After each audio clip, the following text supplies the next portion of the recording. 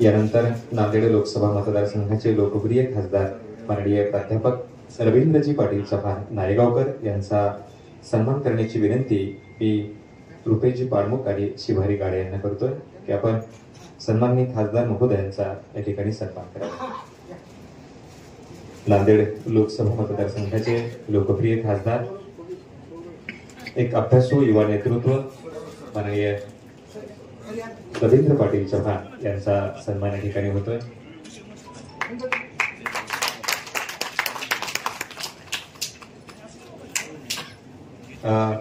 मंचावरती विराजमान जिल्हा माहिती अधिकारी माननीय प्रवीण टाके साहेब यांचा सन्मान करण्याची विनंती मी रुपेशजी पाडमुख आणि अरविंद पाटील यांना करतो।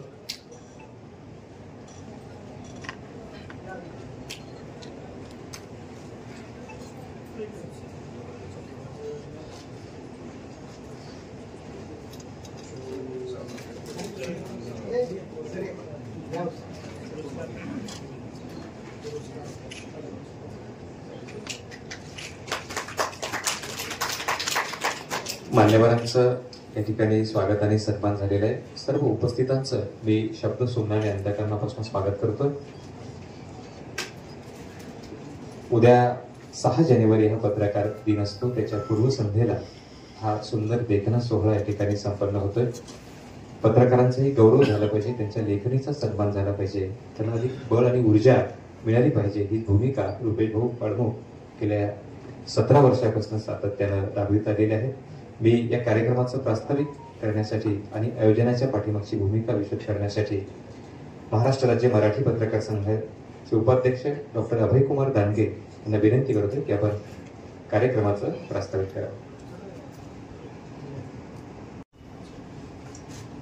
पत्रकार दिनाच्या पूर्वसंध्येवर आयोजित पत्रकारांच्या सत्कार कार्यक्रमानिमित्त आज या ठिकाणी व्यासपीठावर उपस्थित विधान परिषदेचे गटनेते, आपल्या पत्रकारांचे सर्वांचे लाडके आदरणीय हेमंत भाऊ पाटील, खासदार आदरणीय रवींद्रजी चव्हाण सर, तसेच या ठिकाणी आपण ज्यांचा सन्मान करणार आहोत असे मुंबईचे प्रसिद्ध पत्रकार मॅक्स महाराष्ट्राचे संपादक मनोज भोयर सर, तसेच हिंदुस्तान टाइम्स या दैनिकाचे असोसिएट एडिटर सहयोगी संपादक सुरेंद्र गांगण सर, त्याचबरोबर जिल्हा माहिती अधिकारी टाके सर, उपस्थित सर्व पत्रकार बंधू, तसेच या ठिकाणी जमलेल्या भगिनी, या सर्वांचं मी या ठिकाणी पत्रकार संघाच्या वतीने, मीमांसा फाउंडेशनच्या वतीने, दैनिक समीक्षाच्या वतीने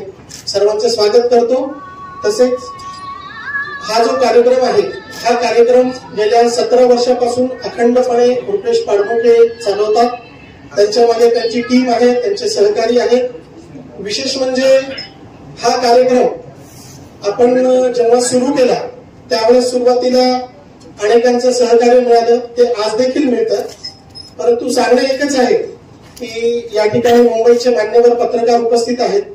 आमची मराठवाड्यातील तमाम पत्रकारांच्या वतीने त्यांना एक विनंती आहे की मराठवाड्यातील ज्या काही समस्या आहेत त्या समस्या तुम्ही प्राधान्याने मुंबई लेवलवर मांडत जा, जेणेकरून आम्हाला मराठवाड्याला न्याय मिळेल आणि आम्ही आमचा आवाज तिथपर्यंत पोहोचण्याचा प्रयत्न करतो, परंतु तो आवाज आमचा कमी पडतो।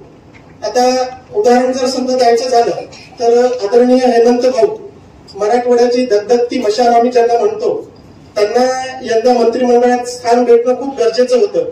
आमची खूप अपेक्षा होती की बाबा त्यांचा भाऊचा जर नंबर लागला तर मराठवाड्याचं किमान नांदेड, परभणी, हिंगोली या जिल्ह्याचं भलं होईल, परंतु ठीक आहे, असो। फक्त मुंबईच्या पत्रकारांना एवढीच विनंती आहे की आमचे मराठवाड्यातले प्रश्न आपण लावून धरत जा, जेणेकरून आमच्या समस्या मार्गी लागतील। मराठवाड्यातील विविध प्रश्न, सिंचनाचे असोत, रेल्वेचे असोत, असे बरेचसे प्रश्न आहेत, त्याच्यासाठी आमचे खासदार साहेब सुद्धा प्रयत्न करतात आणि हेमंत भाऊ तर नेहमी मराठवाड्यातील प्रश्नांना प्राधान्याने उचलून धरतात।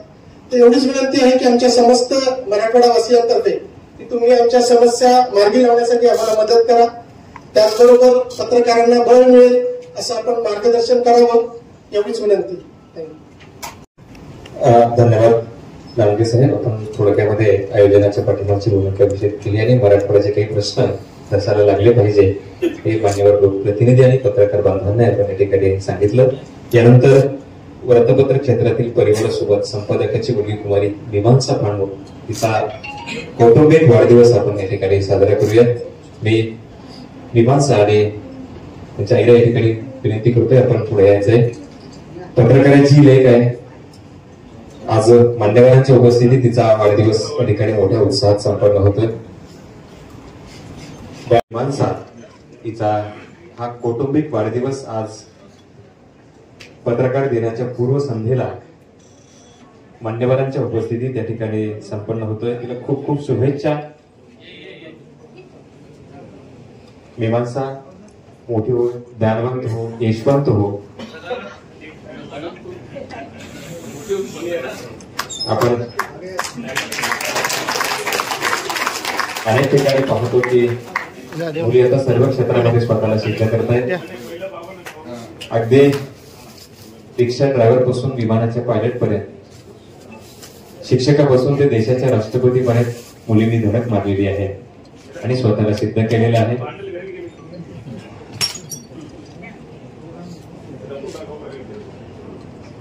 लवकर जा.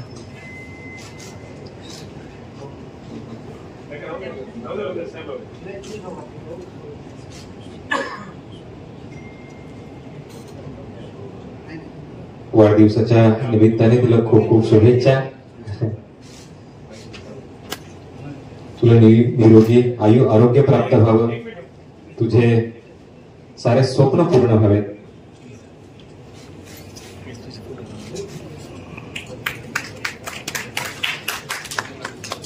मनोज भोयर साहेब, संपादक, मॅक्स महाराष्ट्र मुंबई. एक निर्भीड अशा प्रकारची वृत्तवाहिनी, समाजाचे प्रश्न धाडसाने मांडणारी एक वृत्तवाहिनी म्हणून मॅक्स महाराष्ट्राकडे आपण पाहतो. मी मनोज भोयर साहेबांना विनंती करतोय की आपण उपस्थित पत्रकारांशी संवाद साधावा, त्यांना मार्गदर्शन करावं. माननीय मनोज भोयर साहेब.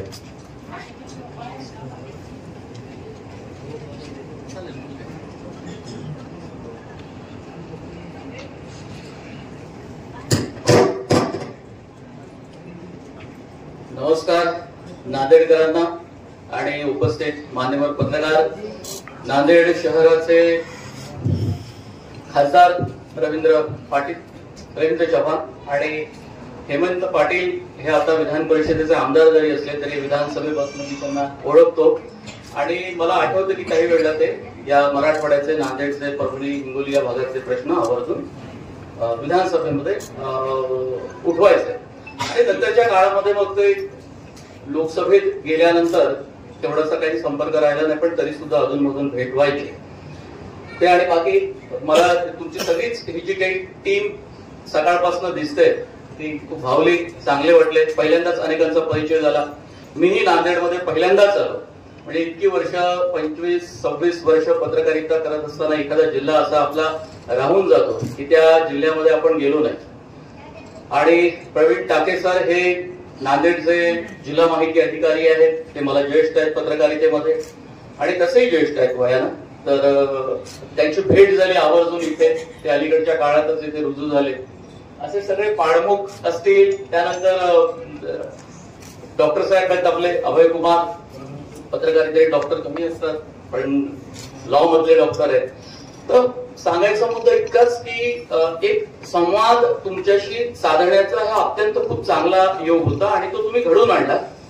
म्हणून सुरेंद्र गांगण सर यांना मी आग्रही केला. त्यांच्या काही बैठका होत्या पत्रकार संघाच्या, विधिमंडळ वार्ताहर संघाच्या, म्हणून त्यांना उद्या आम्हाला घाईघाईनं आज रात्री उद्या पोहोचायचं आहे. पण या सगळ्या दिवसभराच्या सगळ्या वेळेमध्ये खूप लोकांच्या गाठीभेटी झाल्या. त्याचा एक खूप मनामध्ये आनंद आहे. ज्या व्यक्तीच्या नावानं मला पुरस्कार दिला जातोय ते दिवंगत ज्येष्ठ पत्रकार सुधाकर डोईफोडे यांच्या घरी मी आता नुकताच जाऊन आलो. त्यांचे पुत्र शंतनू हे माझे खूप जुने मित्र होते. आज मी तिथे गेलो, त्यांच्या परिवाराशी भेट झाली. तर जसं आता हा छोटासा एक वाढदिवस पाडमुख साहेबांच्या मुलीचा इथे साजरा झाला, तर एक व्यावसायिक पत्रकारिता करत असताना, शहर महानगरीय पत्रकारिता करत असताना, ग्रामीण भागातल्या प्रश्न तुम्ही सगळे उचलून धरत असताना अशा पद्धतीचा एक कौटुंबिक जिव्हाळा निर्माण व्हावा हा एक चांगला एक योग आहे. अदरवाईज आपण अनेक कौटुंबिक गोष्टींना भुगतो पत्रकारितेमध्ये. आम्हाला या सगळ्या अशा गोष्टींची खूप सवय पडली आहे मुंबईमध्ये. असं सगळं असताना तुम्हाला हे लक्षात आलं असेल की मुकेश चंद्रकार नावाचे एक अत्यंत धाडसी जाबाज पत्रकार यांची हत्या झाली आणि सेप्टिक टँक मध्ये बस्तरला कंत्राटदाराच्या एका सेप्टिक टँक मध्ये त्यांना पुरलं गेलं किंवा सोडलं गेलं आणि म्हणून सगळी छपाई केली गेली. हा अत्यंत निर्घुण पद्धतीने केलेला ही हत्या आहे आणि त्यामुळे या सगळ्या गोष्टींचा मी इथेच निषेध करतो की अशा पद्धतीने एखाद्या धाडसी प्रामाणिक पत्रकाराची हत्या होती. याचा देशभर निषेध केला जातो, महाराष्ट्रात केला जातो आणि खास करून छत्तीसगडमध्ये सुद्धा ज्यांनी नक्षलवादी चळवळीचं खूप मोठं धाडसी वार्तांकन रिपोर्टिंग यापूर्वी केलं होतं.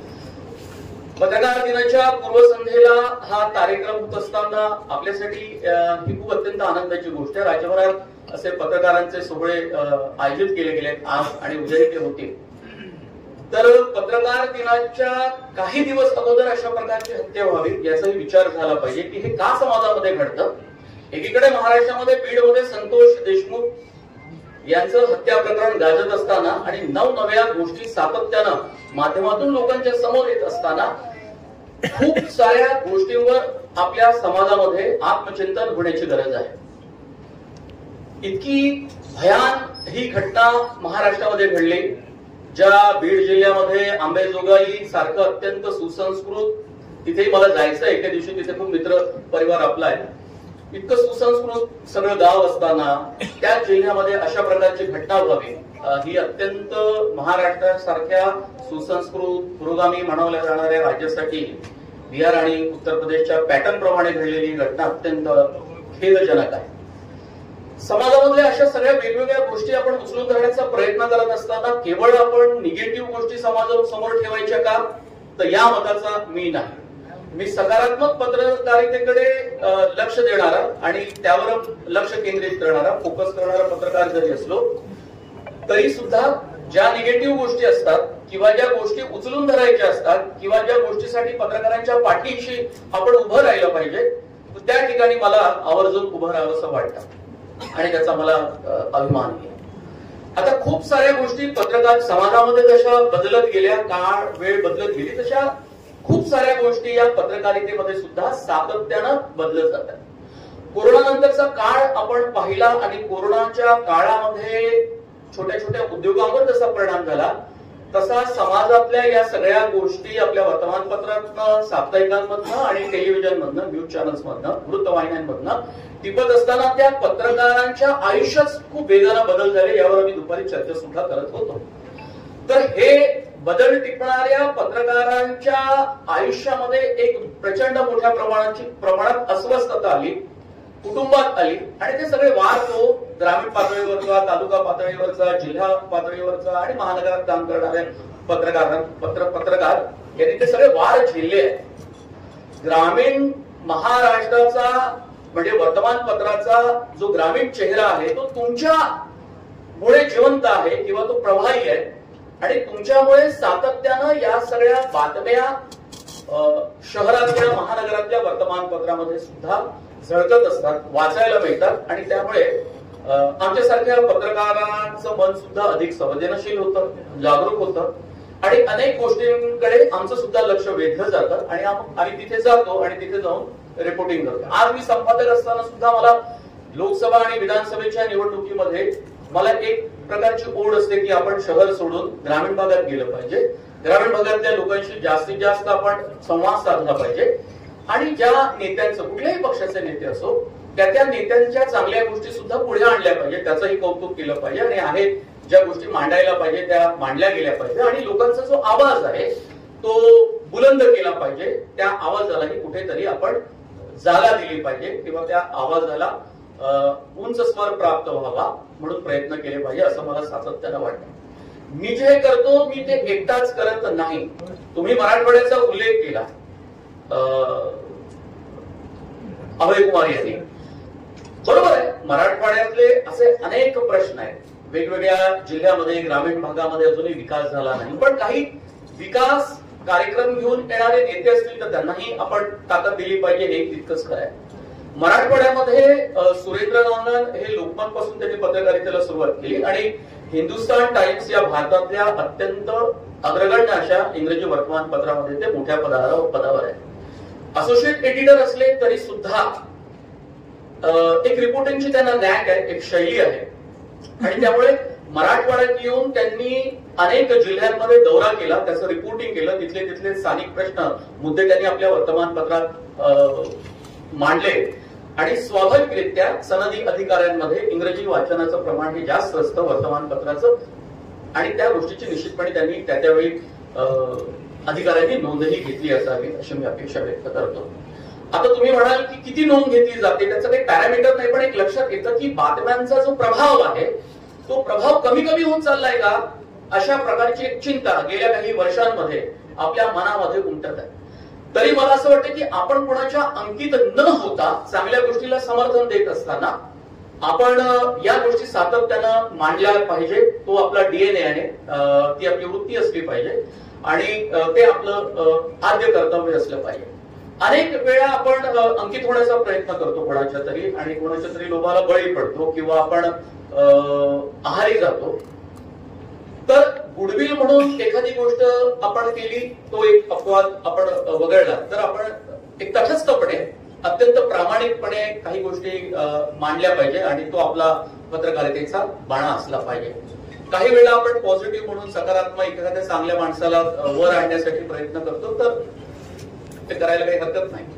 पण तरी सुद्धा तुम्ही इतक्या सगळ्या आवर्तनामध्ये पत्रकारितेच्या सामाजिक आणि राजकीय आवर्तनामध्ये सुद्धा अनेक पत्रकार धाडसानं काम करतात, ग्रामीण भागातले मुद्दे उचलतात, प्रश्न मांडतात. त्यांचं या पत्रकार दिनाच्या निमित्तानं मी खूप मनापासून अंतःकरणापासून कौतुक करतो, कारण हे व्यासपीठ त्यासाठी आहे. शहरातल्या पत्रकारांच्या कामाची नोंद अनेक व्यासपीठांवर घेतली जाते, मोठमोठे सगळे पाहुणे बोलावले जातात आणि कौतुक होतं, समारंभ होतं. पण ग्रामीण भागातल्या पत्रकारांना पुरस्कार देण्याचे व्यासपीठ हे असे आहे आणि म्हणून मग अशा व्यासपीठावर आपण गेलं पाहिजे आणि लोकांशी संवाद साधला पाहिजे, ग्रामीण भागातल्या पत्रकारांशी सुद्धा बोललं पाहिजे. सकाळी आम्ही सहज असं टपरीवरती गप्पा मारत बसलो होतो, एक काही पत्रकार आम्हाला तिथे भेटले, आम्ही चहा प्यायलो, त्यांच्यासोबत गप्पा मारल्या, खूप बरं वाटलं. दिवसभरात वेगवेगळ्या लोकांशी बोलतोय, पत्रकारांशी बातचीत करतोय, संवाद साधतोय, तर त्यातून बऱ्याच गोष्टी आम्हाला सुद्धा कळतात. अन्यथा त्या शहरात बसून तुम्हाला एखाद्या जिल्ह्याचं आकलन नाही होऊ शकत, हे तितकंच कराय. त्यामुळे एक असा छोटासा प्रकल्प आम्ही चालवला होता की आपण नेत्यांसोबत गप्पा मारल्या पाहिजे. 10 एक पत्रकार मिळून ते ऑफ द रेकॉर्ड अनेक गोष्टी बोलतात, त्यांच्या आयुष्यातले पण राजकीय चढउतार असतात, विकासाचे काही अनेक गोष्टी असतात, त्या जनरली कधी प्रसिद्ध झाल्या नाही तर त्या खासगीत सांगतात. अनेक चांगले प्रोजेक्ट असतात, अनेकांचं नेतृत्व अत्यंत वेगळ्या पद्धतीचं असतं, सनदी अधिकाऱ्यांचं, कार्यकर्त्यांचं, माहिती अधिकारी सुद्धा अत्यंत टाके सरांसारखे वेगवेगळे असतात जे कायम लक्षात राहतात आपल्याला. सो मला हेच म्हणायचंय की अशा काही चांगल्या गोष्टी आपण टिपून किमान आपण एक चांगलं अँबियन्स, चांगलं वातावरण आजूबाजूला सारखं तयार करत राहणं, जेणेकरून त्याचा आपल्यालाही फायदा होतो. बाकीच्या निगेटिव्ह गोष्टी आहेत ज्या होतात त्या होतच राहणार आहेत, त्याला आपल्या हातात जरी काही गोष्टी नसल्या त्यावर आपण काही नियंत्रण आणू शकत नसलो तरी सुद्धा त्या घडू नये यासाठी आपण काम करतोच आणि ते आपण करत राहिलं पाहिजे. या निमित्तानं तुम्ही मला संधी दिली बोलण्याची आणि मला काही 4 गोष्टी तुमच्यासोबत बोलता आल्या. कार्यक्रमाला आधीच खूप उशीर झालाय. तुम्हा सर्वांचे खूप खूप धन्यवाद, आयोजकांचे धन्यवाद, मीमांसा फाउंडेशन, दैनिक समीक्षा, मंथन क्रिएटिव्ह ग्रुप आणि महाराष्ट्र राज्य मराठी पत्रकार संघ यांच्या संयुक्त विद्यमानं हा कार्यक्रमाचं आयोजन करण्यात आलेलं आहे. पुन्हा एकदा सर्वांचे आभार मानतो आणि इथेच थांबतो. नमस्कार. धन्यवाद माननीय मनोज भोयर साहेबांनी अतिशय मार्मिक गोष्टी आपल्या सर्वांना सांगितल्या. या ठिकाणी पत्रकारांच्या हत्येचाही उल्लेख झाला आणि बीड मधल्या इंसान को इंसान बनाया जाए, मजहब कोई ऐसा चलाया जाए इसमें इंसान को इंसान बनाया जाए, प्यार का खून क्यों हुआ ये समझने के लिए हर अंधेरे को उजाले में लाया जाए. जे काम तुम्ही पत्रकार करता, प्यार का खून क्यों हुआ ये समझने के लिए हर अंधेरे को उजाले में लाया जाए, इंसानियत ऐसी जगाओ की मेरा आंसू तेरे पलकों में उठाया जाए, मेरा आंसू तेरे पलकों में उठाया जाए, ही भूमिका ठेवून आपण राहिलो तर नक्कीच मानवता जिवंत राहील असं मला वाटतं. यानंतर हिंदुस्तान टाइम्स मुंबईचे सन्माननीय पत्रकार या ठिकाणी सुरेंद्र गंगन साहेब उपस्थित आहेत. मी आदरणीय गंगनाच्या पूर्वसंध्येला उपस्थित असणाऱ्या पत्रकाराशी आपण संवाद साधावा. आदरणीय सुरेंद्र गंगन साहेब. त्यांचं नाव गांगण असं आहे, म्हणजे आता होऊन जातं ते भुयरचं भुईर होतं माझं तसं. तर लिहून दिलं तसं वाचतोय सर मी, माफ करा. खरं तर नावाचा दैनिक समीक्षा मंथन ग्रुप महाराष्ट्र राज्य मराठी पत्रकार संघ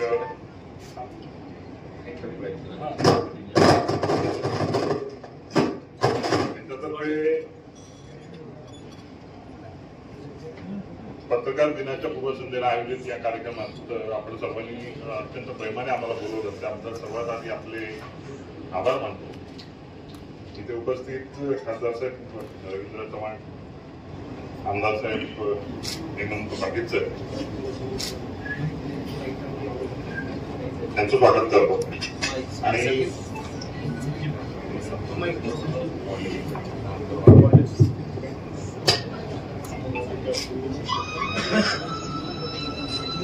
आणि या पत्रकार दिनाच्या निमित्ताने, या समारंभाच्या निमित्ताने खरं तर सर्वात आनंदाचा क्षण, जरी एक सन्मान किंवा सत्कार हा असला तरी आनंदाचा क्षण हा एक संवाद साधन हा असतो. आणि पत्रकारासाठी संवाद साधन याच्यानंतर दुसरा आनंदाचा क्षण नसतो. आज सकाळी आम्ही आलो आणि त्यानंतर बऱ्याचशा पत्रकारांची गाठीभेटी झाल्या. शंतनू डोईपडे साहेबांच्या घरी जाऊन आलो, तिथे काही संवाद झाले, तिथे काही पत्रकारांच्या गाठीभेटी झाल्या. आणि तेच काही आनंदाचे क्षण असतात. त्यातून बऱ्याचशा गोष्टी कळत असतात, वातावरण कळत असतं, त्या शहराचं किंवा त्या जिल्ह्याचं कल्चर कळत असतात. जेव्हा आम्ही राजकारण्यांना भेटतो तेव्हा त्यांच्याकडनं बऱ्याचशा गोष्टी कळत असतात, त्या बातमीसाठी कामाला येतात.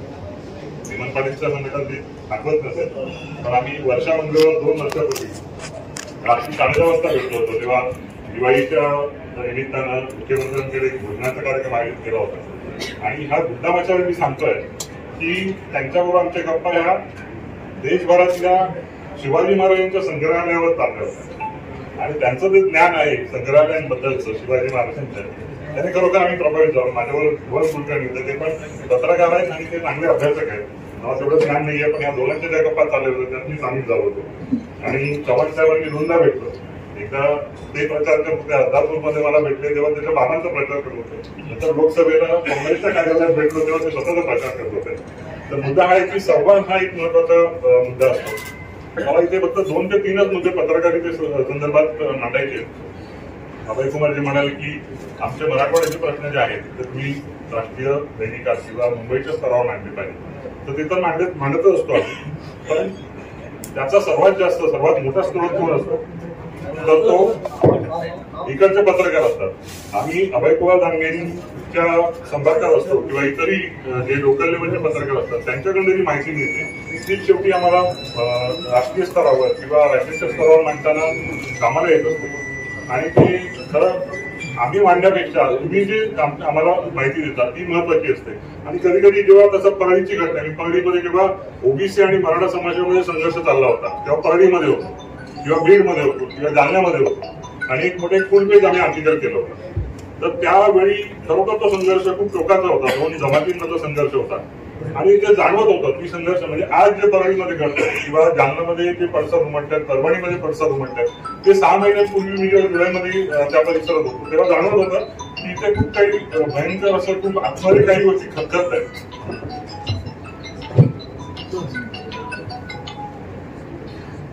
आणि ते आता पुढे येत आहेत. आणि हे जे आज जे परळीत घडत आहे किंवा गेल्या काही वर्षात घडलेल्या घटनांची जी मीमांसा होते किंवा ज्या पुढे येत आहेत त्या काय आज घडलेलं नाहीये, वर्षानुवर्ष घडत आहे. मग मला कधीतरी प्रश्न असा पडतो की हे आपण बाहेर आणायला, पत्रकार म्हणून बाहेर आणायला आपण कमी पडतोय का किंवा उशीर होतोय का?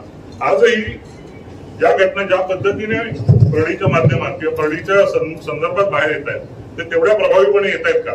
तर माझं वैयक्तिक मत असं आहे की येत नाहीये. जर एवढ्या घटना घडत आहेत, काही माणसांचे बळी गेलेले आहेत, काही मला तिकडच्या एसपीने जुलैमध्ये मी जेव्हा गेलो तेव्हा मला असं सांगितलं की इथे 35 खून, जे ऑफ द रेकॉर्ड गप्पा मारत होतो त्यामुळे 35 मर्डर झालेले आहेत गेल्या वर्षभरात, पण ऑन रेकॉर्ड काही थोडक्यात आलेले आहेत. तर हे जर असेल तर मग ते ऑन रेकॉर्ड येत नाहीयेत. ऑन रेकॉर्ड येत नसतील, त्यांचे केसेस रजिस्टर होत नसतील तर ते का होत नाहीयेत. आणि मग मीडिया म्हणून आपण काही भूमिका मांडली. मला हे माहिती आहे की लोकल लेवलला ह्या भूमिका मांडणं हे सगळं प्रकरण बाहेर काढणं खूप कठीण असतं. म्हणजे आम्ही जेव्हा परळी किंवा असं जिल्ह्यात किंवा राज्याच्या किंवा गावांमध्ये फिरतो तेव्हा हे लक्षात असते त्यांची आमच्याकडे अपेक्षा असते की त्यांच्यावर खूप दबाव आहे, आम्ही मांडाव्यात. बरोबर आहे, अगदी बरोबर आहे. पण शेवटी स्त्रोत जे असतात ते खालून येत असतात. आम्हाला जी माहिती असते ती खालून मिळत असते. पण लोकल लेवलला ही जी भीती आहे किंवा हा जो दबाव आहे तो काय आहे, तर त्याची कारणं स्वाभाविक आहेत. पण ती कारणं आता किंवा ही अगतिकता जी आहे ती गेल्या काही वर्षात वाढली का, हा विचार करण्याची गरज आहे. आणि मला असं वाटतं की ही अगतिकता जी आहे, हेल्पलेसनेस जो आहे तो खरोखर वाढतोय. त्याची 2-3 कारणं मला जी दिसतात की मी अशी मानतो की आपली क्रेडिबिलिटी पण कमी होत चाललेली आहे. क्रेडिबिलिटी अशासाठी कमी होत चाललेली की इव्हन मंत्रालयाच्या जेव्हा मी मंत्रालयात पत्रकारिता करतो, मंत्रालयात वार्तांकन करतो, जेव्हा मोठमोठी वर्तमानपत्र, नाव घ्यायची गरज आहे पण राज्यस्तरावरची मोठी वर्तमानपत्र त्यांच्या पत्रकारांकडून जे मंत्रालयात राजकीय पत्रकारिता करतात त्यांच्याकडून ही अपेक्षा असते की त्यांनी वर्षाचं अंक एक टार्गेट गाठावं, जे ऍडचं टार्गेट असेल आणि पत्रकारिता प्लस ते टार्गेट ऍडव्हर्टाइजमेंटचं गाठावं आणि तसं त्यांना एक टार्गेट दिलं जातं. असं जेव्हा होतं तेव्हा त्याची पत्रकारिता ही कॉम्प्रोमाइज झालेली असते, त्याच्याशी तडजोड झालेली असते. त्यामुळे फक्त पत्रकार किंवा पत्रकार संघच त्याला ह्या परिस्थितीला जबाबदार असं मी मानत नाही, तर व्यवस्थाही त्याला कारणीभूत आहे. पण आजच्या पत्रकार दिनाच्या निमित्तानं, पूर्वसंध्येच्या निमित्तानं या गोष्टीवर विचार होण्याची गरज आहे. ही क्रेडिबिलिटी ही आपली इंटिग्रिटी कमी होते किंवा ज्याला प्रामाणिकता म्हणतो आपण, की तो प्रामाणिकपणा कमी होतोय म्हणून आपली क्रेडिबिलिटी कमी होते. दुसरी गोष्ट, गेल्या काही वर्षांमध्ये इकडे मान्यवर बसल्यात, त्यांना खरोखर त्या गोष्टीचं कदाचित जाण असावी. पण ज्याप्रमाणे समाज दुभंगला गेलाय, तो जातीच्या नावावर किंवा धर्माच्या नावावर दुभंगला गेलाय, त्याचे पत्रकारही दुभागले गेलेले आहेत, दुर्दैवाने दुभागले गेलेले आहेत. आपल्या आयडिओलॉजी ही प्रत्येक पत्रकाराला असते, ती असावी लागते. कारण आपण जेव्हा मत देतो तेव्हा एका आयडिओलॉजीला वैयक्तिक मत जात असतं, पण ते आपल्या पत्रकारिता घेऊ नये किंवा अशी अपेक्षा असते. आपण अँटी एस्टॅब्लिशमेंट पत्रकारिता करावी अशी अपेक्षा असते. आणि हीच पत्रकारिता मला 20 वर्षांपूर्वी जेव्हा मी शिकलो तेव्हा शिकवली गेली. पण ही अँटी एस्टॅब्लिशमेंट पत्रकारिता आपण करतोय का, तर आता वैयक्तिक मत आपण ती करत नाहीये किंवा तशी परिस्थिती उरलेली नाहीये किंवा तशी अपेक्षा आपल्या मालकांकडून, आपल्या संपादकांकडून नसते किंवा ती राहिलेली नाहीये. त्याचं कारण स्वाभाविक आता मी मगाशी जर सांगितलं त्याप्रमाणे, कारण कॉम्प्रोमाइज बऱ्याच लेवलला झालेले असतात. आपल्या लेवलला तेवढं स्वातंत्र्य आता उरलेलं नाहीये, त्यामुळे हे कॉम्प्रोमाइजेस झालेले आहेत. आणि त्यामुळे ही डिव्हिजन आहे पत्रकारांमध्ये. म्हणजे आपण जेव्हा पत्रकार म्हणून एखादी भूमिका मांडतो, जेव्हा वादविवाद आपल्याला होतात आणि अँटी एस्टॅब्लिशमेंट पत्रकारिता किंवा एखाद्या धोरणीबाजी म्हणजे सत्ताधाऱ्यांच्या विरुद्ध जेव्हा भूमिका मांडतो तेव्हा आपल्यातूनच प्रतिवाद होतात आणि आपल्यातीलच एक ग्रुप आपल्याला ही भूमिका कशी चुकीची आहे आणि दुसऱ्या त्याची भूमिका कशी बरोबर आहे, म्हणजे सत्ताधारी पक्षाची भूमिका कशी बरोबर आहे हे सांगितलं जातं. कारण आपण 2 भागांमध्ये विभागलेले गेलेलो असतो आणि बऱ्याचदा असं होतं की आपण जेव्हा सत्ताधाऱ्यांचे नसतो तेव्हा नेमके विरोधकांचे असतो किंवा सत्ताधाऱ्यांना हे मान्य नसतं की सत्ताधाऱ्यांच्या बाजूने जर पत्रकार नसेल तर तो तटस्थ असू शकतो. पण सत्ताधाऱ्यांनी हे त्यांच्या सोयीप्रमाणे समजून घेतलेलं असतं की त्यांनी किंवा तसं त्यांचा नेगेटिव्ह सेट करण्याचा प्रयत्न असतो की ते जर आपले नसतील, सत्ताधाऱ्यांच्या बाजूने पत्रकार नसतील तर ते विरोधकांचे आहेत. तर माझा हाच मुद्दा आहे की ही क्रेडिबिलिटी किंवा हे डिव्हिजन हे पत्रकारितेसाठी घातक आहे आणि पत्रकार संघटना म्हणून, पत्रकार म्हणून आपण एकत्र येऊन त्यावर काहीतरी मंथन करण्याची गरज आहे. आणि नाहीतर आता जी मरणासन्न अवस्थेत असलेली पत्रकारिता आहे, कधी हा शब्द मोठा असेल पण तो खरा आहे. आणि कोविड नंतर आपल्या वर्तमानपत्राचे जे घसरलेले आकडे आहेत सर्क्युलेशनचे किंवा घसरलेली क्रेडिबिलिटी आहे, तर ते हेच सांगणार आहे. आणि दिवसेंदिवस जो आपला खप आहे तो घसरत चाललेला आहे, तर त्याच्यावर मंथन होण्याची गरज आहे. एवढे की या बाबी 2-3 गोष्टी मला इथे मांडायच्या होत्या. आपण इथे येऊन मला बोलण्याची संधी दिली, सन्मान दिला, त्याबद्दल मी मनापासून आपल्या सर्वांचे आभार मानतो. धन्यवाद. मीमांसा फाउंडेशन, दैनिक समीक्षा, मंथन क्रिएटिव्ह ग्रुप आणि महाराष्ट्र राज्य मराठी पत्रकार संघ यांच्या संयुक्त विद्यमाने आयोजित या कार्यक्रमामध्ये उपस्थित माननीय हेमंतजी पाटील साहेब, त्यानंतर आपल्या जिल्ह्याचे खासदार रवींद्र चव्हाण साहेब, त्यानंतर आमदार आनंदराव बोधारकर साहेब, तसेच या ठिकाणी उपस्थित दोन ज्येष्ठ पत्रकार यांना आपण या ठिकाणी ऐकलेलं आहे. पत्रकार, प्रशासन आणि यांच्यामधलं जे सँडविच असतं त्याच्यामधला दबलेला भाग म्हणजे जिल्हा माहिती अधिकारी असतो. आणि दुसरं म्हणजे ही वस्तुस्थिती आहे. आपण छान परिभाषा करत असतो की आम्ही दूत आहोत प्रशासन आणि शासन यांच्यामधला.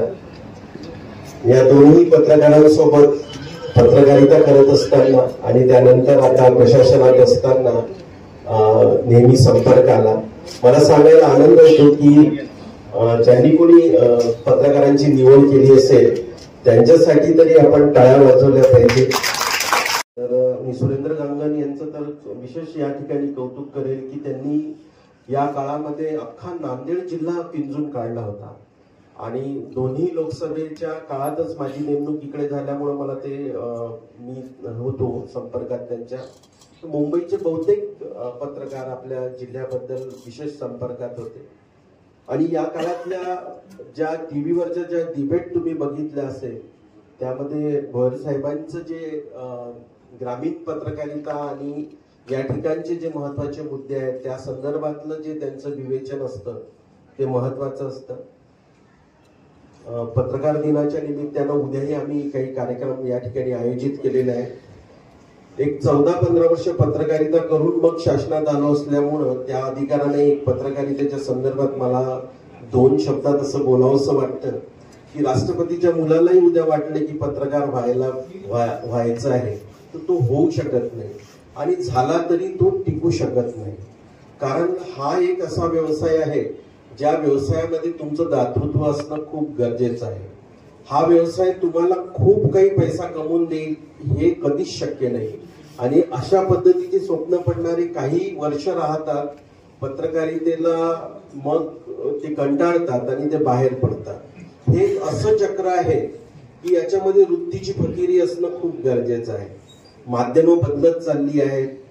पहिले प्रिंटचा एक जमाना होता, आता इलेक्ट्रॉनिक्सचा जमाना आहे, त्याच्यानंतर आता तर सोशल मीडियाचा जमाना आहे. सोशल मीडियाच्या पत्रकारांना अनेक आमच्या शासनाकडून अपेक्षा आहेत की त्यांच्या संदर्भातलं काही धोरण निश्चित व्हावं म्हणून. तेही धोरण निश्चित होईल. माध्यमं बदलत आहेत, मात्र तुमची जी वृत्ती आहे आणि पत्रकारितेत येणारी जी मंडळी आहेत त्या सगळ्यांनी, इथे काही नवीन पत्रकारे आहेत त्या सगळ्यांनी हे लक्षात घेतलं पाहिजे की हा व्यवसाय जो आहे हा दातृत्वाचा व्यवसाय आहे. त्याच्याशिवाय तुमच्या दागिन्याला महत्व नाही आहे. सुरेंद्र गांगण आणि या दोघांनाही, मनोज भोयर यांना दोघांनाही मी अनेक वर्षापासून पत्रकारितेत बघतोय.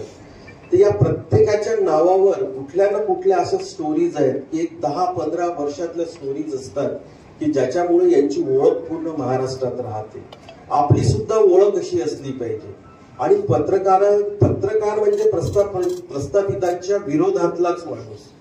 तो आम्हाला किती वाटत असले की आमच्या बातम्या तुम्ही छापल्या पाहिजे, तो छापणार तुम्ही, ठीक आहे, प्रशासकीय बाजू म्हणून, पण तुमची खरी ओळख असते की प्रशासनावर अंकुश ठेवणं. आणि जबाबदार अधिकारी म्हणूनही मी हे सांगतो की तुम्ही आमच्या विरोधात जेव्हा छापता, प्रशासनाच्या विरोधात जेव्हा छापता तेव्हा प्रशासन त्याचं कौतुकच करत असते. आणि अनेकांना असं वाटतं की बाबा वृत्तपत्रामध्ये येणाऱ्या बातम्यांचं पुढे काय होतं. तर एक जिल्हा माहिती अधिकारी म्हणून माझं ते महत्वाचं काम असतं की रोज तुमच्या येणाऱ्या ज्या बातम्या आहेत त्या प्रशासनाला पाठवणे आणि प्रशासनाकडून मोठ्या प्रमाणात त्याची नोंद होते. गांगण साहेबांना मी अतिशय आदरानं सांगू इच्छितो की वृत्तपत्राची नोंद घेणारी जी यंत्रणा आहे ती यंत्रणा कायम कार्यरत असते आणि ती कुठलाच काळ असू द्या त्या सर्व काळांमध्ये पत्रकारितेचा अशा पद्धतीचा सन्मान आणि त्याची नोंद ही घेतली जाणार आहे. मित्रांनो, माध्यमं बदलतील, परंतु माध्यमात काम करणारी जे आपली मंडळी आहेत त्या सगळ्यांनी त्यांचं वाचन, त्यांचं अभ्यासवृत्ती याच्याकडे दुर्लक्ष करता कामा नये. आजकाल आपल्याकडे एक फॅशन झाली आहे, राजकारण्यांवर टीका करणे, पत्रकारितेवर टीका करणे. शिक्षक असेल तर पूर्वीसारखे शिक्षक राहिलेले नाही आहे. या यंत्रणेच्या संदर्भात असा न्यूनगंड निर्माण करण्याचीच आपल्याकडे एक पद्धत आहे. परंतु ही यंत्रणा आहे म्हणून आपण सगळेजण आहोत. कोरोनाच्या काळामध्ये आपण बघितलं की कोणती यंत्रणा मग कार्यरत होती. ही यंत्रणा समृद्ध करणे, टिकवणे ही आपली गरज आहे. पत्रकारितेच्या या पर्वावर, पत्रकार दिनानिमित्ताने आपण सगळ्यांनीच चांगल्या पत्रकारितेच्या पाठीशी राहूया. चांगले पत्रकार निर्माण होतील समाजात, अशा पद्धतीनं काम करूया.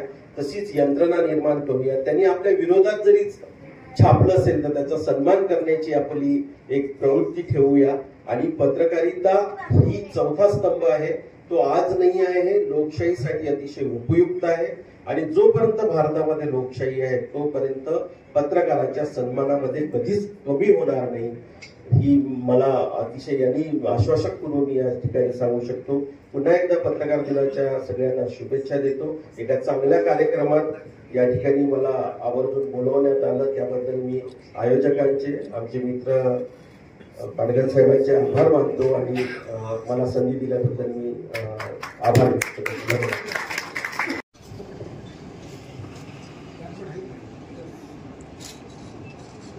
सर्व पत्रकार बांधवांना मनापासून मी शुभेच्छा देतो. आज या ठिकाणी पत्रकारिता पुरस्कार सोहळ्याला उपस्थित व्यासपीठावर माझे नेते आदरणीय आमदार हेमंतभाऊ पाटील, या जिल्ह्याचे खासदार चव्हाण साहेब, आदरणीय आमदार बाबुरावजी कोळीकर साहेब, व्यासपीठावर सर्व मान्यवर, समोर उपस्थित सर्व पत्रकार बांधव, सर्वांना मानाचा जय महाराष्ट्र. आज या ठिकाणी पत्रकारिता पुरस्कार सोहळ्याला आपण सर्वजण या ठिकाणी उपस्थित आहात. आणि पत्रकारिता म्हणल्याच्या नंतर आताच आपण सांगितलं, लोकशाहीतला आपण चौथा स्तंभ आहे. आणि माझ्यावरती पत्रकारांचं खास प्रेम आहे, कारण तर जिल्हा प्रमुख असलं तेव्हापासनं कुठलीही बातमी मी जर सांगितली ती बातमी भाऊ आपली 100% छापून आणल्याशिवाय पत्रकार राहिले नाही. त्यासाठी माझ्यावरचं विशेष प्रेम आपलं आहे. यासाठी सर्वांना अगदी मनापासून मी शुभेच्छा देतो आणि असाच प्रेम आमच्यावरती आणि माझ्या पक्षावरती आपलं राहावं अशी विनंती करतो. जय हिंद, जय महाराष्ट्र. हदगाव हिमायतनगर विधानसभा मतदारसंघाचे लोकप्रिय आमदार माननीय बाबुरावजी कदम कोळीकर साहेबांना विनंती करतो की आपण सर्व पत्रकार बांधवांना शुभेच्छा द्याव्या.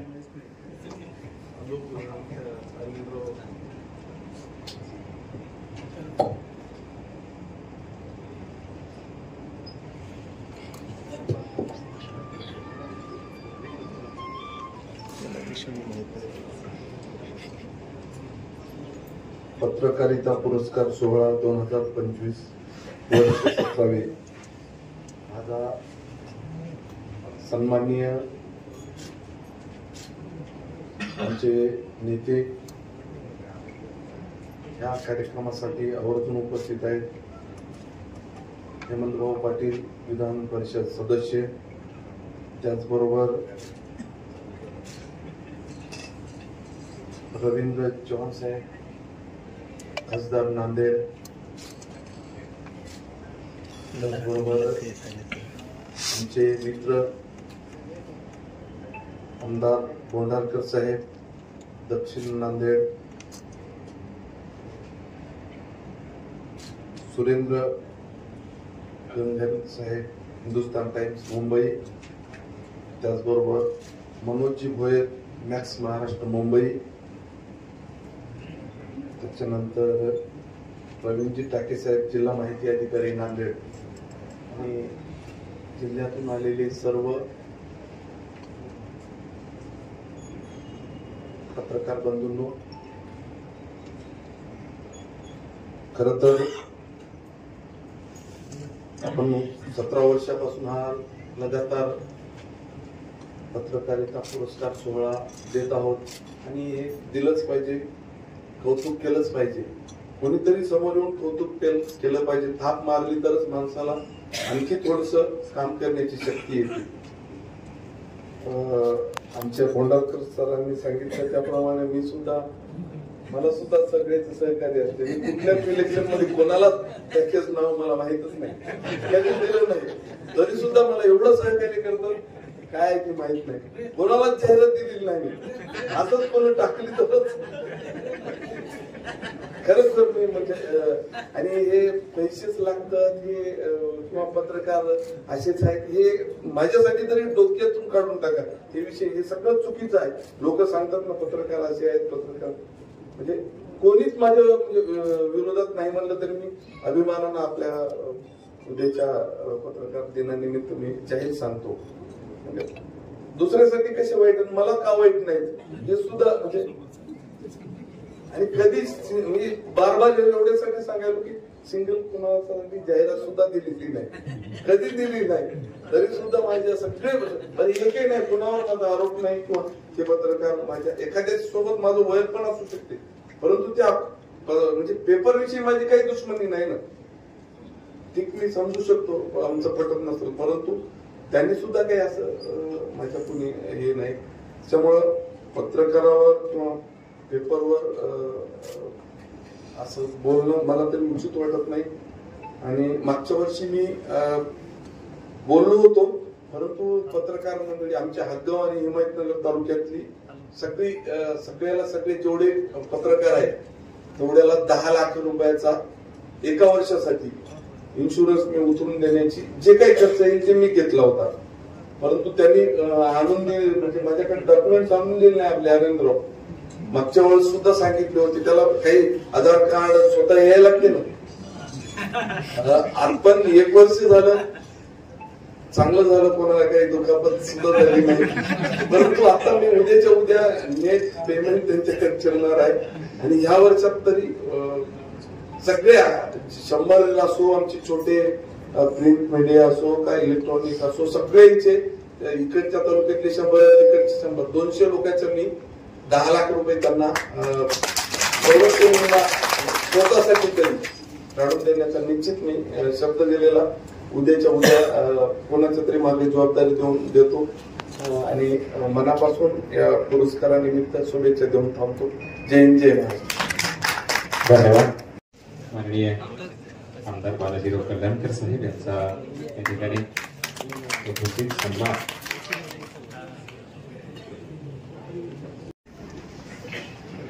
आज या ठिकाणी पत्रकार पुरस्कार सोहळा 2025 या निमित्ताने या कार्यक्रमाचे अध्यक्ष आपले लाडके विधान परिषदेचे आमदार हेमंतभाऊ पाटील, दुसरे मनोज भोयर आणि माझ्यासोबत माझे सहकारी मित्र आनंदराव कोंडाळकर, आमदार बाबूराव कदम आणि सन्माननीय व्यासपीठ आणि सर्व पत्रकार बंधू, या निमित्ताने हा कार्यक्रम पुरस्कार निमित्ताने सोहळा आयोजित केलेला आहे. आणि आयोजक आमचे रुपेश देशमुख यांचे सहकारी मित्रमंडळ.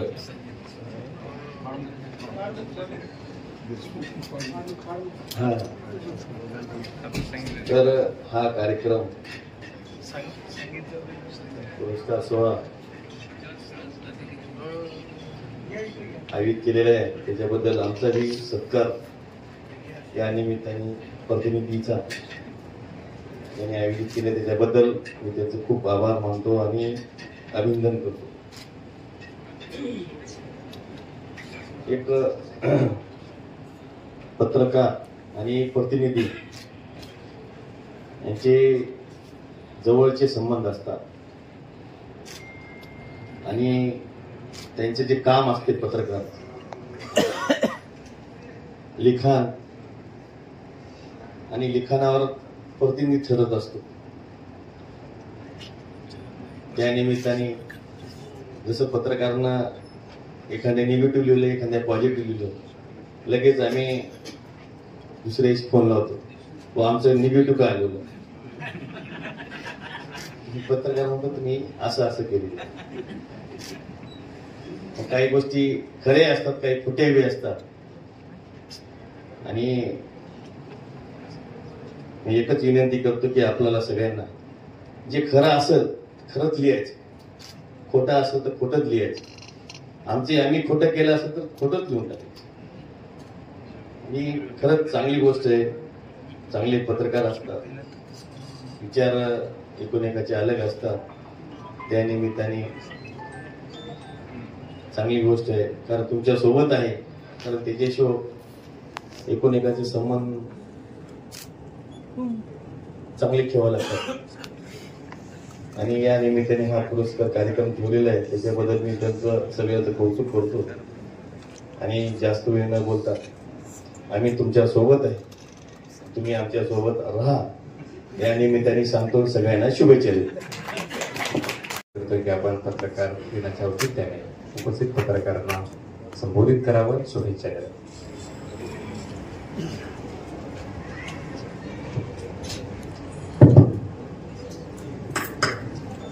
मीमांसा फाउंडेशन, दैनिक समीक्षा, मंथन क्रिएटिव्ह ग्रुप, महाराष्ट्र राज्य मराठी पत्रकार संघाच्या संयुक्त विद्यमानाने पत्रकारिता पुरस्कार सोहळा 2025 वर्ष 17वे आजच्या या पत्रकारिता पुरस्कार सोहळ्याला उपस्थित राहिलेले माननीय ज्यांना मंत्रिपदाचा दर्जा आहे असे आमचे हेमंत भाऊ पाटील, या कार्यक्रमाला उपस्थित असलेले नांदेड दक्षिणचे आमदार माननीय आनंदरावजी बोंडारकर साहेब, हदगाव मतदारसंघाचे आमदार सन्माननीय आमचे बाबूरावजी मामा कदम कोहलीकर, व्यासपीठावर उपस्थित असलेले नांदेड उत्तरचे आमदार माननीय बालाजी दादा कल्याणकर, आणि खास मुंबईतून उपस्थित असलेले ज्यांनी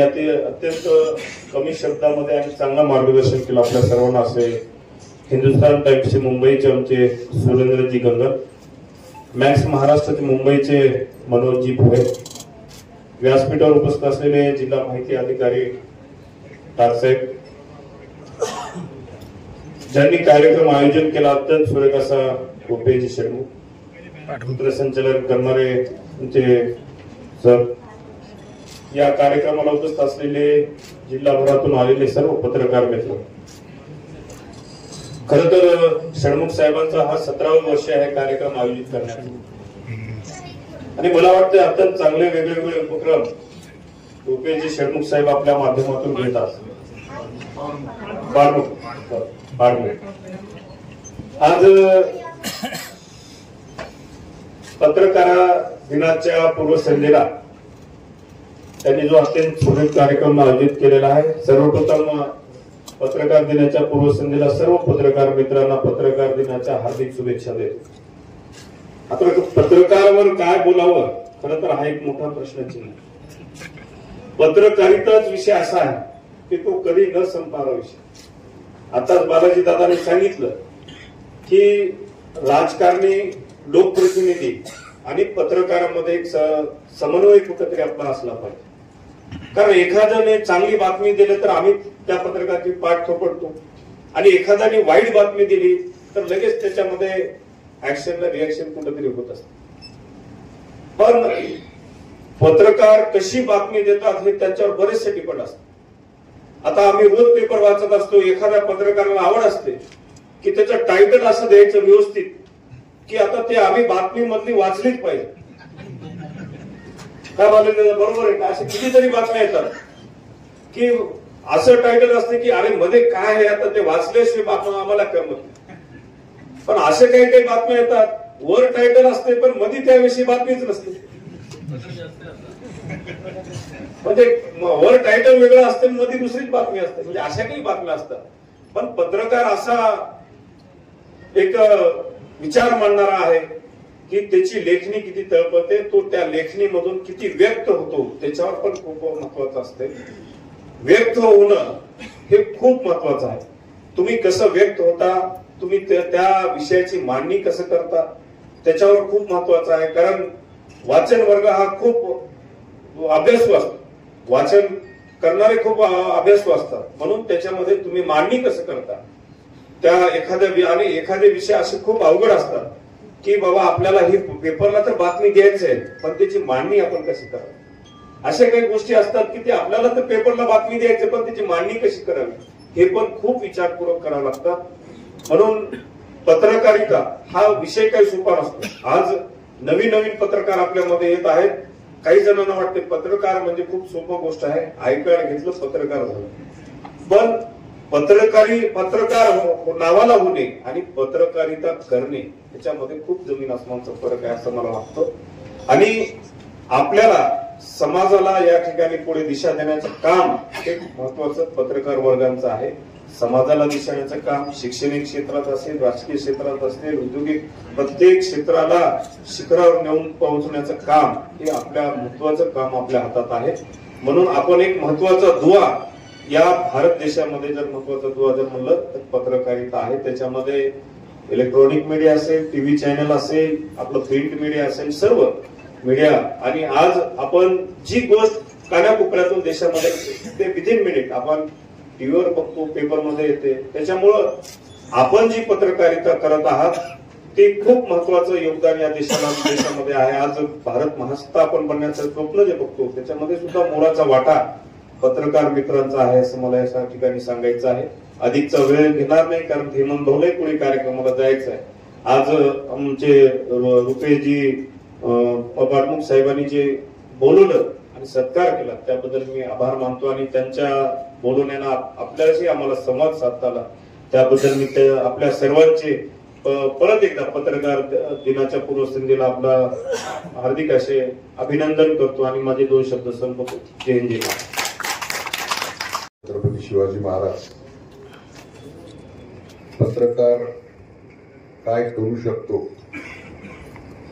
हे खऱ्या अर्थानं केवळ महाराष्ट्रालाच नाही तर देशाला दाखवून दिलं असं माझं गुरुस्थान कैलासवासी हिंदू हृदय सम्राट माननीय शिवसेना प्रमुख बाळासाहेब ठाकरे ज्यांच्या दगदगत्या लेखणीनं खऱ्या अर्थानं महाराष्ट्रामध्ये इथं विस्थापितांचा उल्लेख झाला. हजारो विस्थापितांना प्रस्थापित ठिकाणी नेऊन बसवण्याचं काम केलं. तर बाळासाहेब ठाकरेंना सर्वप्रथम विनम्र अभिवादन करतो. उद्या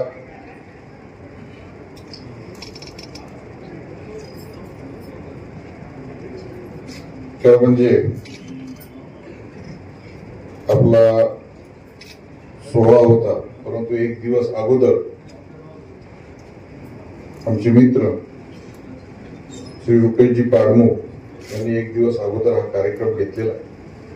या कार्यक्रमासाठी उपस्थित असलेले नांदेड लोकसभेचे सन्माननीय सदस्य आमचे भाऊ श्री रवींद्रजी चव्हाण साहेब, सन्माननीय नांदेड उत्तरचे धडाडीचे 24/7 असे आमदार बालाजीराव कल्याणकर, हादगाव हिमायतनगरहून खास आलेले सन्माननीय बाबूराव कदम कोळीकर आणि नांदेड दक्षिणचे सन्माननीय आमदार आनंदराव गोंडारकर खास पत्रकारांना मार्गदर्शन करण्यासाठी ज्यांची वाटचाल वर्ध्यासारख्या एका छोट्याशा गावातून सुरू होऊन त्यांनी खऱ्या अर्थानं आपल्या लेखणीच्या माध्यमातून कर्तृत्वाचा ठसा उमटवला असे मॅक्स महाराष्ट्राचे सन्माननीय पत्रकार मनोजजी गोयर साहेब आणि आवर्जून त्यांची माझी भेट झालेली त्यांनी आठवण सांगितली असे हिंदुस्तान टाइम्सचे सुरेंद्र गांगण साहेब, जिल्हा माहिती अधिकारी आदरणीय टोके साहेब, प्रवीणजी टाके साहेब, समोर उपस्थित असलेले सर्व सन्माननीय म्हणजे अभय कुमार दांडगे पासून भूषण पासून गडाप्पापर्यंत हात घेऊन आलेल्या पाटे साहेबांपर्यंत सगळ्यांशी संबंध आलेला आहे. सर्वांची नावं घेत नाही, माफ करा. सर्वांचं मनापासून स्वागत करतो. कुमारी मीमांसाला वाढदिवसाच्या निमित्तानं मनापासून हार्दिक शुभेच्छा देतो बेटा. कारण रुपेश पारमुगांच्या घरामध्ये दुर्घटना घडल्यानंतर तिचा जन्म झालेला होता. दुःखद प्रसंगी आम्ही सगळेजण होतो आणि तिच्या पहिल्या वाढदिवसापासून आम्ही सगळे होतो. खऱ्या अर्थानं रुपेशजी आपण आपलं कुटुंब सावरलं, संसार उभा केला आणि शून्यातून आपण सुद्धा दैनिक समीक्षा असेल, मीमांसा फाउंडेशन असेल, हे सर्व उभं केलं. एक गरीब दलित समाजामध्ये जन्माला आलेला कार्यकर्ता, त्यानं हे सगळं उभं करणं हे काही सोपं नाही. त्याच्यामुळं मनापासून तुमचं मी अभिनंदन करतो. पत्रिका बघितल्यानंतर शिवसेनेचे 4 आमदार आणि काँग्रेसचे खासदार, नांदेड जिल्ह्यामध्ये 9 आमदार आहेत. त्याच्यापैकी पत्रिकेमध्ये 4 शिवसेनेचे आणि 1 खासदार काँग्रेसचा घेतल्यानंतर माझ्या डोक्यामध्ये रुपेशजी जरा विचारा. कारण याच्या पूर्वीचं जे काँग्रेसचं नेतृत्व होतं त्यांच्या पत्रिकेत कधी आमचे फोटो असायचे नाही आणि आमच्या पत्रिकेमध्ये त्यांचे असायचे. आणि नांदेड जिल्ह्यामध्ये ती काळजी घेतली जायची, प्रिकॉशन घेतली जायची. परंतु चव्हाण साहेब हे तरी काहीतरी कॉम्बिनेशन जरा वेगळं होते आणि लोकांच्या मनातही काहीतरी वेगळं आहे.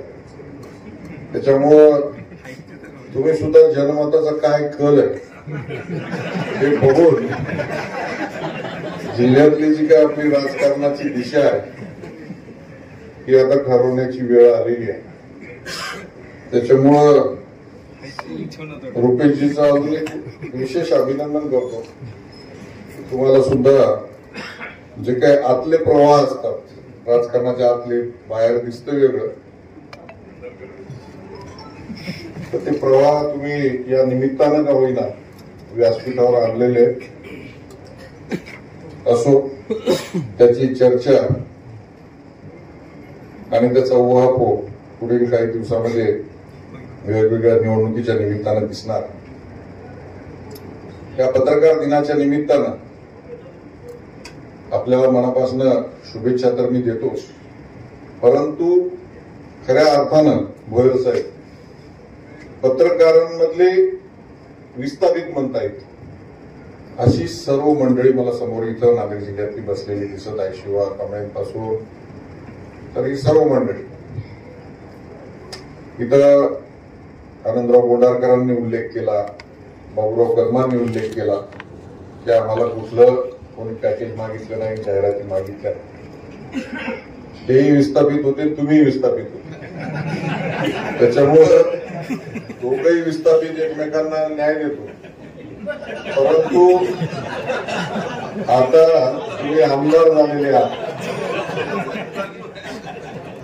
तर तेव्हा त्यांनी त्यावेळेस तुम्हाला साथ दिलेली आहे त्याची जाणीव आता ठेवा आणि टाळ्याही वाजवल्या. तेव्हा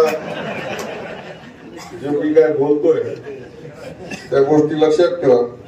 मी बालाजी कल्याणकरांचं भाषण ऐकत होतो. ते म्हणाले कधी आमच्याबद्दल चांगल्या बातम्या येतात, कधी विरोधात येतात. तर 10 वर्षापूर्वी 5 वर्षापूर्वी ते आमदार व्हायच्या अगोदर त्यांचंही आनंदराव सारखं बालाजी याच्यासारखंच होतं बरोबर. पण आता 5 वर्ष तुम्ही आमदार झाला त्याच्यामुळे विरोधात बातम्या काय यायला लागल्या त्याचं थोडंसं आत्मपरीक्षण तुम्ही करा आणि हात थोडासा जरा मोकळा काय की तुम्ही चांगल्या बातम्या लिहिल्यानंतर आम्हाला खूप आनंद वाटतो, छान वाटतो. थोडी विरोधात बातमी लिहिली ते आम्हाला खूप राग येतो. परंतु माझी विनंती आहे बांधवांना की सातत्याने चांगलं लिहिलं पाहिजे असं नाही. आपला उल्लेख सातत्याने लोकशाहीचा चौथा खांब म्हणून आपला उल्लेख केला जातो. दुर्दैवानं या लोकशाहीमध्ये बघत असताना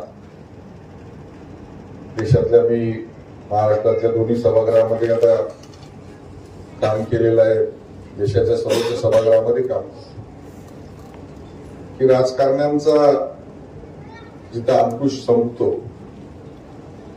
तिथं कुठंतरी पत्रकारांचा अंकुश चालू होतो असं भोयर साहेब मला वाटतं. कारण बरेचदा समाजातल्या गैरव्यवस्था असतील, अनास्था असतील, सिस्टीम मधले अधिकारी काम करत असताना दाखवत असलेल्या अनास्था असतील, या संदर्भामध्ये अनेकदा लोकप्रतिनिधी, राजकारणी बैठका घेतात, सातत्याने त्या प्रश्नावर सभागृहात बोलत असतात, मीटिंग मध्ये मांडत असतात. तरी सुद्धा काही गोष्टी त्या सुटत नाहीत, दूर होत नाहीत. अशा वेळेस पत्रकारानं लिहिलेली एखादी बातमी ती निश्चितच त्या अधिकाऱ्याला किंवा त्या अनास्था दाखवणाऱ्या व्यक्तीला एक घाबरून सोडणारी बातमी असते. याचा अनुभव अनेक वेळा आम्ही घेतलेला आहे. कारण आम्ही 4दा 5दा फोन करून मीटिंग मध्ये बोलूनही ज्या काही गोष्टी घडत नाही, ती एक बातमी तो बदल तुमचा घडून आणू शकते. पण हे सगळं करत असताना उल्लेख झाला, पत्रकारांच्या परिस्थितीच्या संदर्भातही उल्लेख झाला. वृत्तपत्र चालवणं अवघड झालेलं आहे. कुटुंब तुम्हाला आहे, आम्हाला सर्वांना कुटुंब आहे. कुटुंबाबरोबर येणाऱ्या समस्या तुम्हाला आहे. घर दार, लेकरांचे शिक्षण आहे, दवाखाने आहे. हे सगळं करत असताना सर्व काही लोक परमनंट आहेत किंवा त्यांना आयुष्यभरासाठी पेन्शन मिळतं असं नाही. मी आपल्याच नांदेडचे असलेले संदीप काळे त्यांनी पुढाकार घेऊन व्हॉइस ऑफ मीडिया एक पत्रकार संघटना काढली. आज ते इथं नाही, परंतु त्याचा उल्लेख मला आवर्जून करावासा वाटतो. मध्यंतरी शिर्डीला मी त्या अधिवेशनाला गेलो. जोपर्यंत एखादा कलाकार असेल, साहित्यिक असेल, लेखक असेल, त्याच्या भाकरीचा प्रश्न मिटत नाही, संसाराचा प्रश्न मिटत नाही, तोपर्यंत तो कुठलीही चांगली निर्मिती करू शकत नाही. त्याच्या डोक्यामध्ये जर त्या विवंचना असतील तर मला वाटतं तो निर्भीडपणे लिहू शकणार नाही. कारण आपण बघतो की वृत्तपत्र आता बऱ्याच भांडवलदार व्यक्तींचे, ज्यांच्या लिखाणाशी काही संबंध नाही, अशा लोकांच्या मालकीचे झालेले आहेत. आणि आपल्या पोटासाठी किंवा आपल्या याच्यासाठी आपल्याला त्यांच्या इशाऱ्यावर लिहावं लागतं. आपल्या महाराष्ट्राला तर मोठी समृद्ध परंपरा आहे. स्वराज्य माझा जन्मसिद्ध हक्क आणि तो मिळवणार. लोकमान्य टिळकांपासून, आगरकरांपासून, गोखलेंपासून अनेक पत्रकार ज्यांनी त्यांची धगधगती लेखणी त्या देशाच्या स्वातंत्र्य मिळवण्यासाठी वापरली, असे पत्रकार महाराष्ट्रामध्ये होऊन गेले. त्यांचा वारसा आपल्या सर्वांना आहे. परंतु दुर्दैवाने इच्छा असूनही अनेकांना त्यांना पाहिजे तशा बातम्या लिहिता येत नाहीत, व्यक्त होता येत नाही. आणि आता तर प्रिंट मीडियावर मोबाईल मीडियानं आक्रमण केलं आहे. मोबाईल मध्ये सबसे तेज, दुसऱ्या मिनिटामध्ये घडलेल्या, न घडलेल्या आणि कल्पित ज्याला जसं वाटतं तसं रील्स तयार होऊन त्या बातम्या येतात.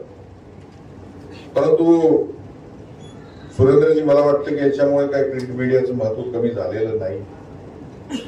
अनेक वेगवेगळे माध्यम आले, ज्यावेळेस टीव्ही चॅनल आले, त्यावेळेस अशीच चर्चा केली जायची की आता वृत्तपत्रांचं काय होणार. परंतु काही वृत्तपत्र बंदही पडले असतील, खपही कमी झाला असेल, तरी सुद्धा सकाळी उठल्यानंतर वृत्तपत्र वाचणारी मंडळी देशभरात सगळीकडे आहे. आणि त्यांच्यासाठी बातम्या पुरवणारे, लिहिणारे, तुम्हाला त्याच्यातनं काय मिळतं हे न पाहता तुम्ही ध्यास घेऊन काम करणारे खेड्यापाड्यातले अनेक पत्रकार मंडळी. त्याच्यामुळं हे क्षेत्र आज जिवंत आहे. मी कालच्या विधानसभा अधिवेशनामध्ये नागपूरला पत्रकारांच्या निवासासंदर्भात आणि त्यांच्या महामंडळाच्या संदर्भामध्ये मुद्दा उपस्थित केला होता. अनेक समस्या आहेत, त्याच्यावरती वेगळी चर्चा केला जाईल, हे व्यासपीठ नाही. परंतु रुपेश, तुम्ही आज सुरेंद्रजींना आणि मनोज भोयर यांना बोलवलं, खरं म्हणजे त्यांना फार कमी वेळ आपण दिला. त्यांचं एक दुपारी एक वेगळं सत्र जर ठेवलं असतं कारण अनेकांची इच्छा आहे. मराठी शुद्ध लेखन एक फार मोठा प्रश्नचिन्ह निर्माण झालेलं आहे. अनेक लोक वाटेल तसं लिहितात. अनेक वृत्तपत्रांमध्ये चांगल्या शुद्ध लेखनाच्या चुका आढळतात. जेव्हा माय मराठीला भाषेचा दर्जा दिला जातोय, वेगळ्या प्रकारचं तिला आता या राज्यामध्ये दर्जा दिल्यानंतर सुंदर हस्ताक्षर असलेली माणसं आढळत नाही, शुद्ध लेखन लिहिणारी माणसं आढळत नाही. चॅनलवर सुद्धा अशुद्ध तिथं लिहिलेलं दिसतं. थोडी गंभीर बाब आहे. म्हणून आपण हा जो कार्यक्रम ठेवता, एवढ्या लांबनं ही सगळी मंडळी आली, त्यांचे अनुभव सांगितले, आणि त्यासाठी एखादं सत्र आपण ठेवलं पाहिजे. ते सत्र ठेवत असताना जी काही मदत लागेल, आतापर्यंत तुम्ही विस्थापित म्हणून आम्हाला मदत केलेलीच आहे, तर ही सगळी मंडळी तुम्हाला निश्चित मदत करेल. समोर बसलेल्या कुठल्याच पत्रकारांनी भोयर साहेब कधी आम्हाला जाहिराती मागितल्या नाही, कधी कुठला दिवाळी अंक आहे टार्गेट दिलंय. शिक्षकांचं पत्रकारांचं सारखंच झालं. ते लोकसंख्या मोजायला होतात शिक्षकांना. आमच्या इथं तर सररोळीला गाढवाचं अभयारण्य, शिक्षकांना मध्यंतरी गाढव मोजायचं काम लावलं. पत्रकारांना जर जाहिरातीचं टार्गेट दिलं, त्याने विचार कधी करायचा, लिहायचं कधी, त्या मालकासाठी जाहिरातीचे पैसे कधी गोळा करायचे, त्याचं डोकं ते बातमीमध्येच चाललं पाहिजे. त्याच्यामुळं त्या सर्व गोष्टी अतिशय गंभीर आहेत. मनापासून तुम्हाला सर्वांना उद्याच्या दर्पण दिनानिमित्त हार्दिक शुभेच्छा देतो. आपण सर्वांनी, आम्ही आतापर्यंत इथं पोहोचलो, या पोहोचण्यामध्ये आपल्या सर्वांचा अतिशय मोलाचा वाटा आहे. पत्रकारांमध्ये सुद्धा काही मोठे पत्रकार, काही मोठ्या वृत्तपत्रांचे पत्रकार, काही छोट्या वृत्तपत्रांचे पत्रकार, त्याच्यावरनं जाहिरातीची साई, जाहिरातीचे दर हे सगळे करत असतात. अशा परिस्थितीतही नेटाने आपण सगळी माणसं कुठलाही भेदभाव न ठेवता, कमीपणा न मानता आपण एक काम करत आहात. त्या कामासाठी आपल्याला मनापासून शुभेच्छा देतो. आम्हाला बोलवलं, आमचा सन्मान केला, त्याबद्दल मनापासून आभार मानतो. जय हिंद, जय महाराष्ट्र, जय पत्रकार. 24 हा सन्मान हदगाव हिमायतनगर विधानसभा मतदारसंघाचे लोकप्रिय आमदार माननीय बाबुरावजी कदम कोळेकर साहेबांना मिळतोय. विश्वरत्न महामानव डॉक्टर बाबासाहेब आंबेडकर एक खडाचे पत्रकार होते, संपादक होते. मूक नावाच्या वर्तमानपत्रातून सर्वसामान्यांचे उपस्थितांचे प्रश्न बाबासाहेबांनी अत्यंत धाडसाने मांडलेले होते. त्यांच्या नावे हा समाजभूषण पुरस्कार मिळतो, ही अत्यंत गौरवाची बाब आहे. बाबासाहेबांची भाषणं ऐकण्यासाठी लोक गर्दी करायचे, हे आपण पाहिलेलं आहे. यानंतर आपण प्रत्यक्ष पत्रकारिता पुरस्कार सोहळ्या ठिकाणी घेऊया. डॉक्टर शंकररावजी चव्हाण विकास पत्रकारिता पुरस्कार वृत्तपत्राच्या माध्यमातून आपली वेगळी छाप निर्माण करणारे मुंबई हिंदुस्तान टाइम्सचे माननीय सुरेंद्र गांधन साहेब.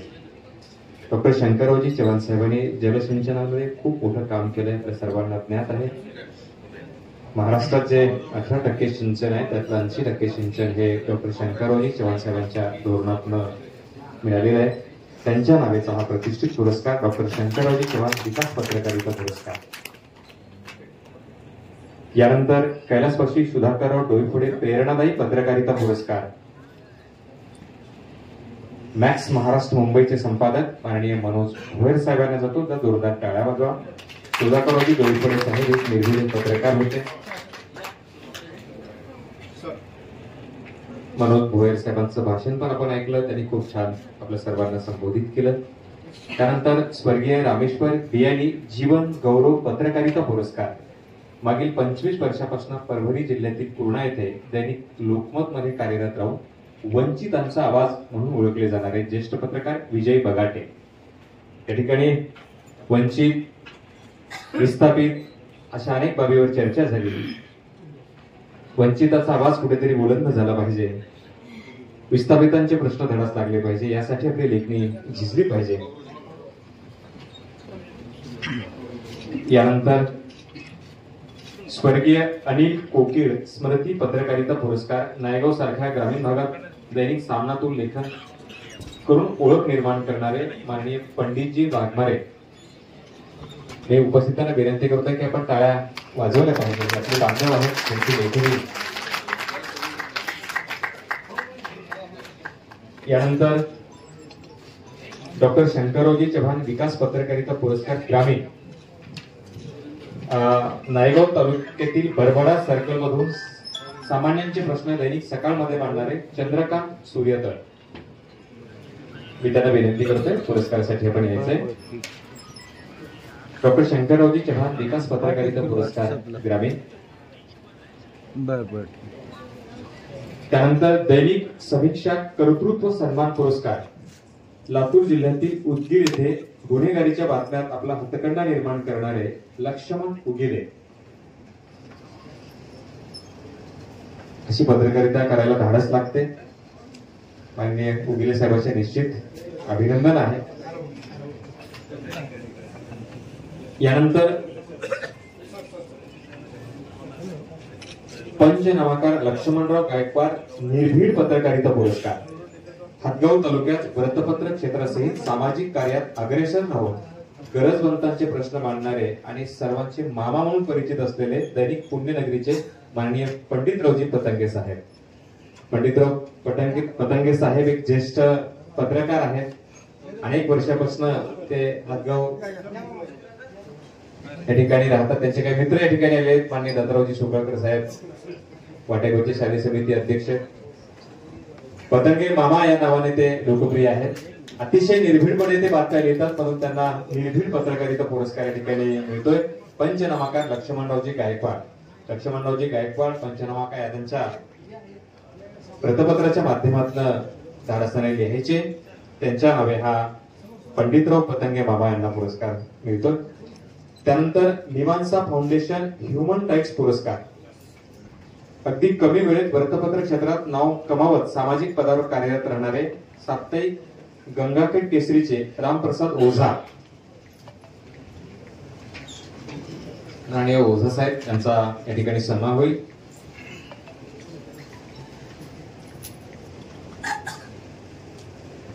पत्रकारांना लवकर यायचे.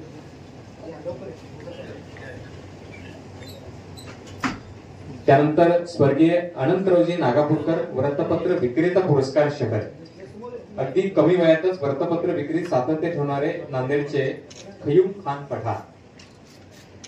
वृत्तपत्रामध्ये संपादकापासून ते वृत्तपत्र वितरण करणाऱ्यापर्यंत सगळ्यांची भूमिका तेवढीच महत्वाची असते. कारण संपादकांनी वर्तमानपत्र काढावं, संपादकीय लिहावं, पत्रकारांनी बातम्या कराव्यात, परंतु त्या लोकांपर्यंत पोहोचण्यासाठी ते सहज उपलब्ध होईल अशा ठिकाणी ठेवणं, विक्रीसाठी उपलब्ध होईल असं ठेवणं हे महत्वाचं आहे. यानंतर स्वर्गीय आनंदराव नागापूरकर वृत्तपत्र विक्रेता पुरस्कार ग्रामीण लोहा शहरात वडिलापासून वृत्तपत्र विक्रेत्याचा वारसा जपत सामाजिक कार्यात पुढाकार घेणारे पांडुरंग रहाटकर. शहरी आणि ग्रामीण भागात काम करणाऱ्या पत्रकारांचा गौरव होतोय. विशेष कौतुकाची बाब आहे. खेड्यापाड्यात वाडी वस्तीत अंड्यावरती काम करणारी आपली मंडळी आहे. वृत्तपत्र क्षेत्रातील जाहिरातीचा आधारस्तंभ जाहिरात वृत्तपत्राचा आत्मा असून त्याला जीवन देण्यासाठी अहोरात्र परिश्रम घेणारे प्रशांत गवळे. माननीय प्रशांत गवळे आमचे मित्र आहेत. वृत्तपत्र क्षेत्रात खूप चांगलं काम करतात. त्यांचं या ठिकाणी अभिनंदन. मला वाटतं तुमची फॅमिली आलेली आहे. या सहकुटुंबी प्रत्येक क्षेत्रात काम करत असताना आपल्या पत्नीचाही वाटा खूप महत्वाचा असतो.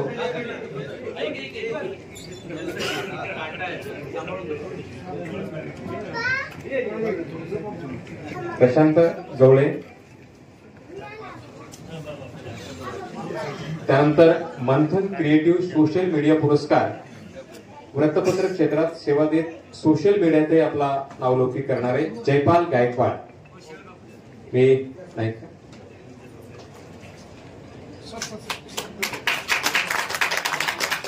यानंतर स्वर्गीय मिर्झा अहमद बेग शुकताई ज्येष्ठ पत्रकारिता पुरस्कार महाराष्ट्र शासनाचा पुरस्कार प्राप्त असलेले नांदेड रहेबरचे संपादक शेख प्यारे मोहम्मद भाई.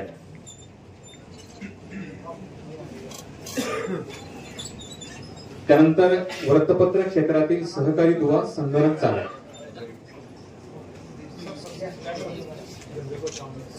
पेपर छापण्यापासून ते वितरित करण्यापर्यंत अनेक पार्ट असतात, त्यामध्ये संगणक चालकाची भूमिका महत्वाची आहे. माननीय योगेश राळे एक उत्कृष्ट डिझायनर म्हणून त्यांची ओळख आहे. योगेश राळे.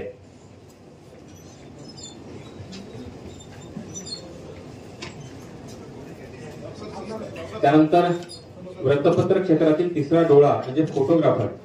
जनतेचे प्रश्न छायाचित्रातून मांडून मागील अनेक वर्षापासून वृत्तपत्राशी जोडलेले नरेंद्र गडप्पा. नरेंद्र गडप्पा यांचंही मनापासून अभिनंदन आहे. टाळ्या वाजवा आपल्या सर्व बांधवांसाठी. त्यानंतर स्वर्गीय माधव अंबुलगेकर युवा पत्रकारिता पुरस्कार. सातत्याने लिखाणातून कमी वयातच नामांकित झालेले कंधारचे योगेंद्र सिंह ठाकूर.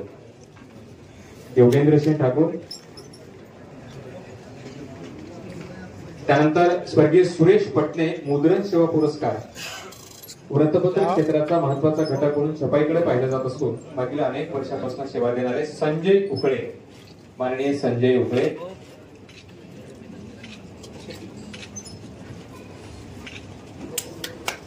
त्यानंतर विशेष सन्मान 3 आहेत. माननीय किशोर वागदरीकर. नांदेड शहरात त्यांनी कामाला सुरुवात केली, तसं अनेक राज्यात जल आणि स्वच्छतेवर जनजागृती करणारे किशोर वागदरीकर यांचा विशेष सन्मान या ठिकाणी होतोय सर्व मान्यवरांच्या शुभ हस्ते. त्यानंतर माननीय मारुती सबणकर. बातम्याच नव्हे तर जाहिरातीवरही मजबूत पकड असणारे दैनिक उद्याचा.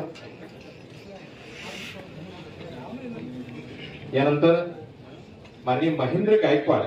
वृत्तपत्रातून अन्यायग्रस्तांना न्याय देण्यासाठी पत्रकारांच्या समस्या सोडवण्यासाठी सदैव अग्रेसर असणारे पत्रकार संरक्षण समितीचे जिल्हाध्यक्ष महेंद्र गायकवाड.